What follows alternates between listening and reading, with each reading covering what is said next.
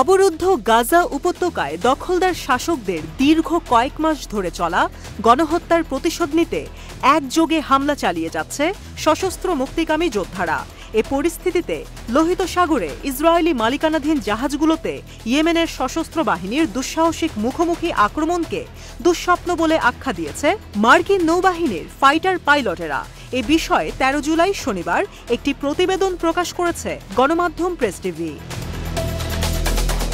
Yemeni সেনাবাহিনীর সাথে ৯ মাস সামুদ্রিক সংঘর্ষ এবং তাদের ক্ষেপণাস্ত্র ও ড্রোন হামলার শিকার হবার পর ফাইটার পাইলটেরা শুক্রবার ভার্জিনিয়ায় ফিরে এসেছে।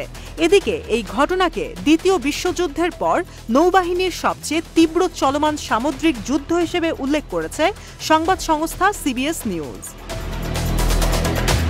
USS Dwight D Eisenhower aircraft carrier strike group, যার মধ্যে রয়েছে F-18 সুপার হর্নেট স্কোয়াড্রন ৩টি যুদ্ধজাহাজ, যাদেরকে লোহিত সাগরে ইসরায়েলি জাহাজ এবং মার্কিন মিত্র যুদ্ধ জাহাজগুলিকে সুরক্ষা দেবার দায়িত্ব দেওয়া হয়েছিল। ক্যারিয়ার স্ট্রাইক গ্রুপটি গত বছরের অক্টোবরের মাঝামাঝি সময় ভার্জিনিয়া ছেড়ে যায়, কিন্তু ইয়েমেনের ফিলিস্তিনপন্থী প্রতিশোধমূলক হামলা বেড়ে যাওয়ায় কৌশলগতভাবে জলপথে ওই গ্রুপটির দায়িত্বের মেয়াদ দুবার বাড়ানো হয়। এই যুদ্ধ সম্পর্কে লেফটেন্যান্ট CMDR চ্যারিটি সোমা তার তিক্ত অভিজ্ঞতা সিবিএস নিউজকে জানিয়েছেন। তিনি বলছেন, সত্যি বলতে এটা সম্পূর্ণ অবিশ্বাস্য ছিল। আমি মনে করি না যে ক্যারিয়ার স্ট্রাইক গ্রুপে থাকা কেউ এমন অভিজ্ঞতার মধ্য দিয়ে যেতে হবে বলে আশা করেছিল। কমান্ডার বেনিয়ামিন অরলফ, একজন নৌবাহিনীর পাইলট, ভার্জিনিয়া বিচের সাংবাদিকদের বলেন যে সাম্প্রতিক দশকগুলোতে তিনি নিজে সহ বেশিরভাগ নাবিকই এভাবে গুলিবিদ্ধ হবার জন্য প্রস্তুত ছিলেন না। তিনি বিস্ময় প্রকাশ করে আরও বলেন, এটি অবিশ্বাস্যভাবে অন্যরকম ছিল এবং আমি সত্যিই বলবো যে এটি ছিল তাদের জন্য বেশ মানসিক চাপের। এটি এমন একটি বিষয় যা উপস্থাপন না করা পর্যন্ত আমরা চিন্তাই করতে পারবো না। সিবিএস নিউজ যখন জিজ্ঞাসা করেছিল যে তারা এমন কিসের মুখোমুখি হয়েছিল যার জন্য এটিকে দ্বিতীয় বিশ্বযুদ্ধের পর থেকে সবচেয়ে ভয়াবহ নৌযুদ্ধ হিসেবে বর্ণনা করা যেতে পারে, তখন অরলফ বর্ণনাটিকে বেশ উপযুক্ত বলে অভিহিত করেছিলেন। মার্কিন নৌবাহিনীর সাথে ইয়েমেনি সেনাবাহিনীর সংঘর্ষের তীব্রতার উপর গুরুত্ব দিয়ে অরলফ বলেছেন যে এই হামলা কোনো দূরপাল্লার টার্গেট ছিল না, বরং এটি ছিল ঠিক সামনাসামনি মুখোমুখি হামলা।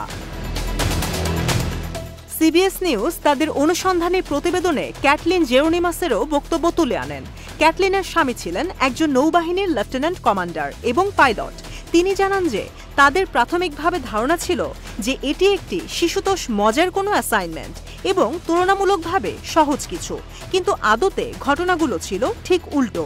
ইয়েমেনের একের পর এক বাধার মুখে আইজেনহাওয়ারের পরিকল্পনা ভেস্তে যায়, যা নিঃসন্দেহে ছিল আমাদের জন্য খুব কঠিন এবং চাপের। এপির রিপোর্ট অনুযায়ী আমেরিকান মিলিটারি কমান্ডার এবং বিশেষজ্ঞরা মনে করেন যে লোহিত সাগরে ইসরায়েলি স্বার্থ রক্ষার জন্য মার্কিন নেতৃত্বাধীন অভিযান দ্বিতীয় বিশ্বযুদ্ধের পর আমাদের নৌবাহিনীর জন্য সবচেয়ে তীব্র চলমান সামুদ্রিক যুদ্ধে পরিণত হয়েছে। প্রতিবেদনটিতে আরও বলা হয়েছে যে একটানা ইয়েমেনের সশস্ত্র বাহিনীর মুখোমুখি হওয়ায় মার্কিন নৌবাহিনী ক্লান্ত হয়ে পড়েছে এবং যুদ্ধে অংশ নেয়া কমান্ডাররাও বারবার সতর্ক করে দিয়ে বলেছিলেন যে পরিস্থিতি তাদের জন্য বিপজ্জনক হয়ে উঠছে। বিশ্বের সবচেয়ে বড় জাহাজ ও তেল কোম্পানিগুলোর ট্যাঙ্কারগুলির সুয়েজ খালের মধ্য দিয়ে যাওয়ার সময় প্রতিরোধ বাহিনীর হামলার কারণে বাণিজ্য রুটে পরিবর্তন এনে ট্রানজিট নিতে বাধ্য হয়। এ সময় সুয়েজ খাল দিয়ে যাওয়ার পরিবর্তে আফ্রিকা মহাদেশের পাশ দিয়ে হাজার হাজার মাইল প্রদক্ষিণ করতে বাধ্য হচ্ছে। ৭ অক্টোবরে ফিলিস্তিনি প্রতিরোধ যোদ্ধাদের প্রতিশোধমূলক হামলা অপারেশন আল আকসা স্টর্মের পরপরই গাজায় ধ্বংসাত্মক যুদ্ধ শুরু করে দখলদার বাহিনী ইসরায়েল। এই বর্বর দখলদারিত্বের বিরুদ্ধে ফিলিস্তিনি সংগ্রামের প্রতি ইয়েমেনিরা তাদের প্রকাশ্য সমর্থন ঘোষণা করে। ইয়েমেনি সশস্ত্র বাহিনী জানিয়েছে যে গাজায় ইসরায়েলি স্থল ও আকাশ অভিযানে অন্তত ৩৮,৩৪৫ জন নিহত এবং আরও ৮৮,২৯৫ জন আহত হয়েছে। এই গণহত্যা শেষ না হওয়া পর্যন্ত তারা তাদের হামলা বন্ধ করবে না।